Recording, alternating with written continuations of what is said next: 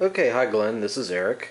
This is the OTW Vanguard, and I just wanted to point out a couple things about it. It's a lot easier to show you on video than it is to try to explain it through pictures and text. Just to give you a little bit of a background, OTW sold the Vanguard, or has been selling it for quite a number of years. I bought one and sent the sale to David Merriman to have him make me up a set of masks. And what he did, he realized that the sale was actually incorrect, and he asked to redo the sale. And of course I said yes. I'm sure you've seen David's work. He's one of the best in the business.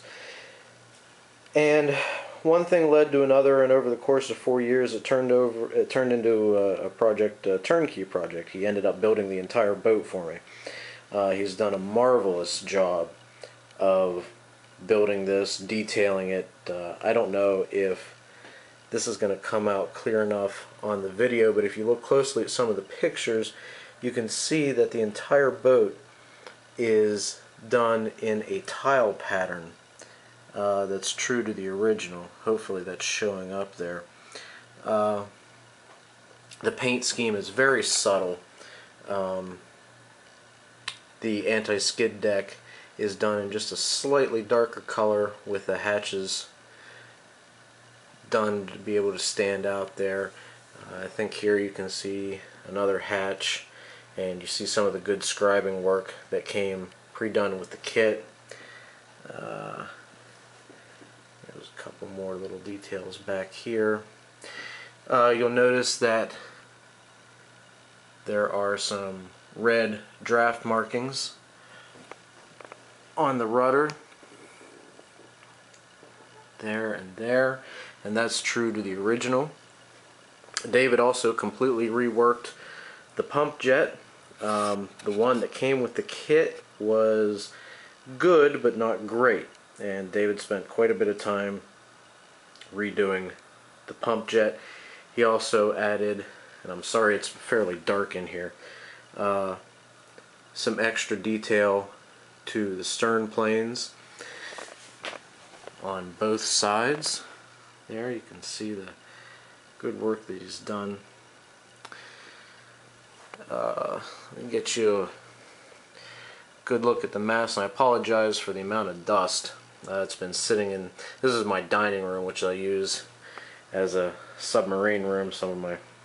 The Alpha that I'm working on, that's a unreleased Matt Thor 1/72 Akula that I was able to snag, that I'm actually going to play with a little bit of Los Angeles, Thor Los Angeles sitting up there, and you'll notice this monstrosity leaning up against the wall here. That's a 1/48 scale Akula that I bought about a decade ago. One of these, I've actually got two of them. One of these days I'll get around to that.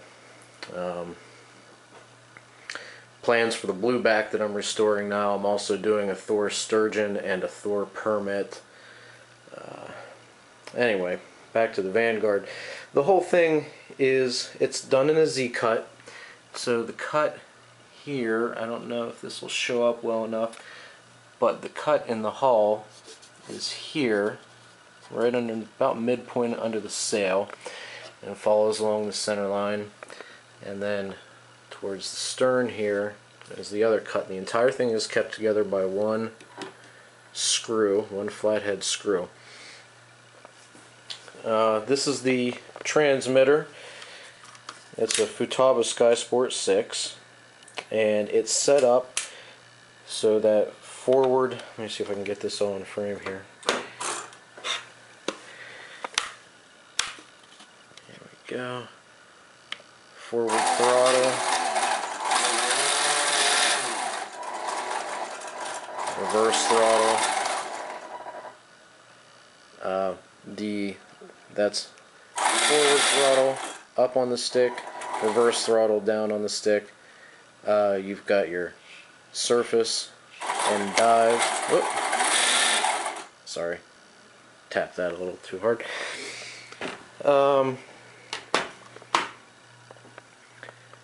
You've got your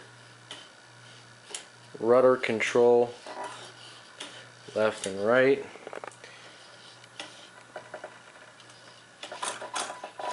Sorry, I'm glitching a little bit there. There we go.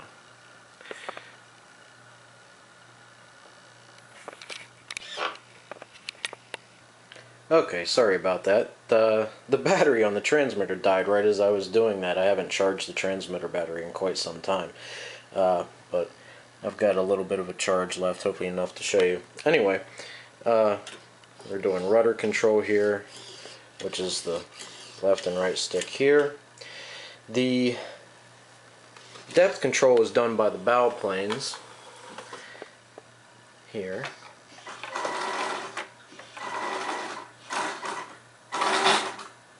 Sorry, that throttle's a little touchy. If it's not exactly in the neutral position, it'll kick on sometimes.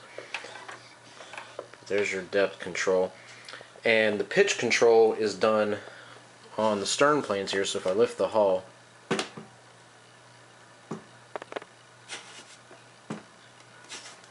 don't think I'm getting enough. Oh, it's a heavy bastard. There we go. As I rotate the hull, you can see the stern planes. That's used for the pitch control.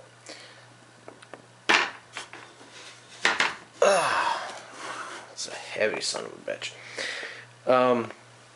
One thing I wanted to point out on the masts here is it's best to run these without these masts in place. These are just here for show, and they're all removable and easily set back in. What I want to do now, I'm going to actually turn off the transmitter, and you can see those go a little nuts when you turn it off, but it's alright. The transmitter, by the way, is on channel 86. And what I'm going to do, actually that's driving me nuts, I'm going to turn that transmitter back on so that stops for a moment. I'm going to take this set screw out.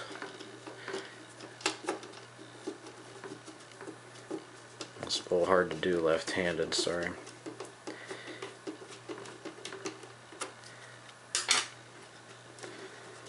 And show you the insides here. And to take this apart, just simply lift and pull. There we go. And now we get a good look at the inside.